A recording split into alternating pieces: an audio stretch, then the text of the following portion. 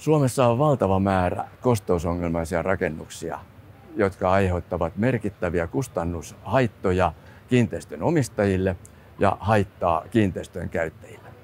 SafeDry-järjestelmä on eurooppalaisesti patentoitu menetelmä, jolla saadaan kaikki rakennusten alapohjien kosteusongelmat kuivattua, pidettyä kuivana ja pidettyä se pitkäaikaisesti turvallisena käyttäjille. Perinteiset korjaustavat vaativat rakenteissa usein merkittäviä purkamisia, ovat kalliita ja lopputulos ei välttämättä ole sellainen kuin pitäisi olla. Useamman vuoden kuluttua ongelmat hyvin usein palaavat.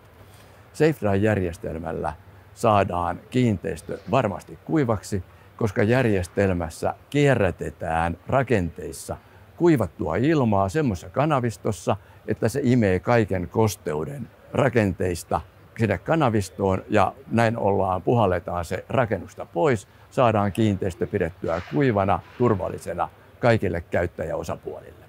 Järjestelmään kuuluu merkittävänä osana etäluettava mittarointi, jolla voidaan varmistaa, että rakenteet varmasti kuivuvat, pysyvät kuivana ja tällä tavalla saadaan mielenrauhaa niin kiinteistön omistajille kuin kiinteistön käyttäjille. SafeDry-järjestelmä takaa kiinteistön arvon, pitää rakenteet turvallisina käyttäjille ja parantaa energiatehokkuutta.